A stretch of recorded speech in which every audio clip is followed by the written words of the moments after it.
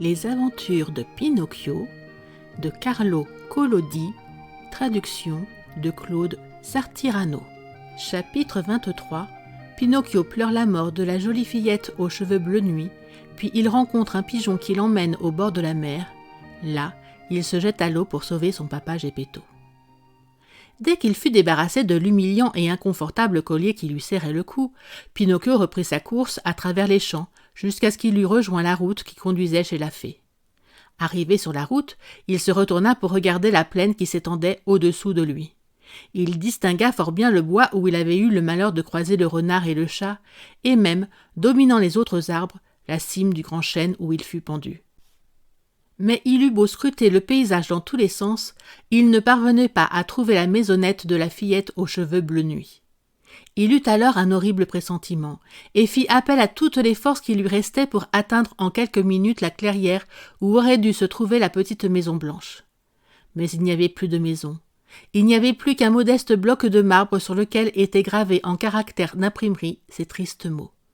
Sigie, la fillette aux cheveux bleus, morte de chagrin, après avoir été abandonnée par son petit frère Pinocchio.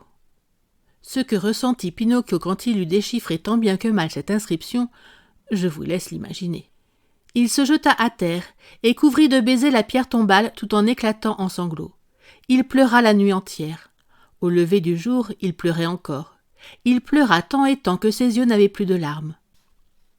Alentour, les collines avoisinantes renvoyaient l'écho de ses cris stridents et de ses lamentations déchirantes.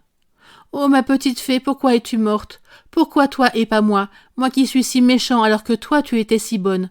Et mon papa, qu'est-il devenu?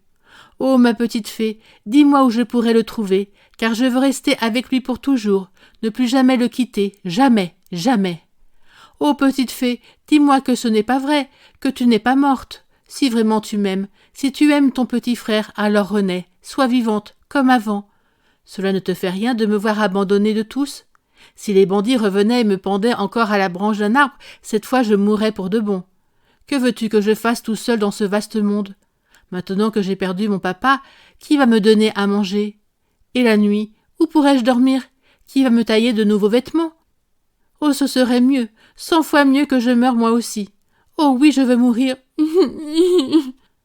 Au comble du désespoir, il fit le geste de s'arracher les cheveux, mais ses cheveux étant en bois, il ne pouvait même pas y passer la main. À ce moment-là passa très haut dans le ciel un gros pigeon, qui s'arrêtant un instant de battre des ailes, lui cria. « Dis-moi, gamin, qu'est-ce que tu fais couché par terre? »« Tu ne le vois donc pas? Je pleure !» lui répondit Pinocchio en levant la tête et en se frottant les yeux avec la manche de sa veste. « Dis-moi, lui demanda encore le pigeon, tu ne connaîtrais pas par hasard parmi tes amis une marionnette ayant pour nom Pinocchio? » La marionnette bondit sur ses pieds. « Pinocchio? Tu as dit Pinocchio? Mais Pinocchio, c'est moi !» Le pigeon descendit alors rapidement et vint se poser près de lui. Il était plus gros qu'un dindon. « Ainsi, tu connaîtrais Geppetto ?» questionna le pigeon. « Si je le connais, mais c'est mon papa. Il t'a parlé de moi? Tu me conduis vers lui? Il est toujours vivant? Par pitié, réponds-moi. Est-ce qu'il est toujours vivant? » Il y a 3 jours, il était sur une plage au bord de la mer. Qu'est-ce qu'il faisait? Il se fabriquait une chaloupe pour traverser l'océan. Depuis plus de 4 mois, le pauvre homme te cherche partout, et comme il n'a pas réussi à te retrouver, il s'est mis dans la tête d'aller voir dans les lointaines contrées du Nouveau Monde. « Elle est loin, cette plage ?» s'enquit Pinocchio d'une voix que l'anxiété rendait haletante. « Plus de 1000 kilomètres. 1000 kilomètres, ô pigeon, si je pouvais avoir des ailes comme toi. Si tu veux, je t'emmène. Mais comment? À califourchon sur mon dos. Tu es lourd? Lourd? Pas du tout. Je suis aussi léger qu'une feuille. » Sans attendre une minute de plus, Pinocchio sauta sur le dos du gros pigeon, mit une jambe de chaque côté comme un écuyer et lança joyeusement. « Galope, galope, petit cheval, car je suis pressé d'arriver. » Le pigeon s'envola. Quelques instants plus tard, il volait tellement haut qu'il touchait presque les nuages. La marionnette eut alors la curiosité de regarder en bas, mais elle eut très peur et la tête lui tourna. Par crainte de tomber, elle entoura le plus étroitement possible de ses bras le cou de sa monture à plumes. Ils volèrent ainsi toute la journée. Vers le soir, le pigeon déclara. « J'ai très soif. »« Et moi très faim, » ajouta Pinocchio. « Arrêtons-nous quelques instants dans ce colombier. Après, on reprendra notre voyage et on arrivera à l'aube sur la plage. » Le colombier était désert, mais ils y trouvèrent une bassine pleine d'eau, ainsi qu'un panier rempli de vesses. Pinocchio, normalement, ne pouvait pas souffrir ces herbes. À l'entendre, elle lui donnait la nausée et lui retournait l'estomac.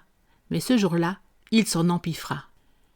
Quand il eut quasiment tout mangé, il se tourna vers le pigeon et lui dit « Je n'aurais jamais cru que les vesses furent si bonnes. »« Mon garçon, lorsque la faim vous tenaille et qu'il n'y a rien d'autre à manger, même les vesses deviennent une nourriture exquise. La faim se moque bien des caprices de la gourmandise. » Leur repas hâtivement consommé, ils repartirent.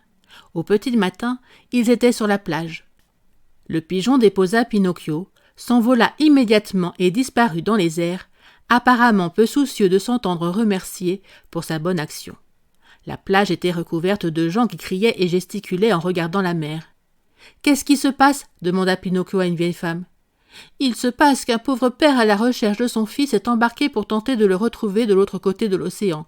Mais la mer est mauvaise aujourd'hui, et sa chaloupe risque de sombrer. »« Où est-elle, cette chaloupe ?»« Là-bas, juste au bout de mon doigt, » répondit la vieille femme en montrant une petite embarcation qui, vue de la plage, semblait une coque de noix contenant un homme minuscule.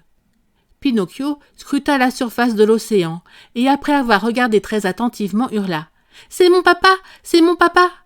Ballottée par les ondes en furie, la petite embarcation disparaissait comme avalée par les énormes vagues, puis réapparaissait. Pinocchio, debout sur un rocher élevé, n'en finissait pas d'appeler son papa et de lui envoyer des signaux en agitant les bras, son mouchoir et même son bonnet.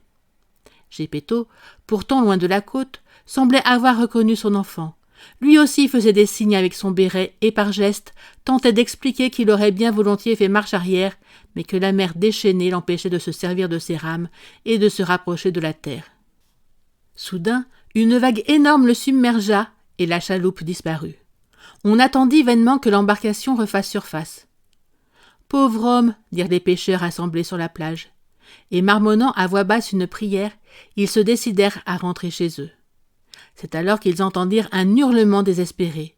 Se retournant, ils virent un jeune garçon qui, du haut d'un rocher, se jetait dans la mer tout en criant « Je vais sauver mon papa !» Puisqu'il était en bois, Pinocchio flottait facilement.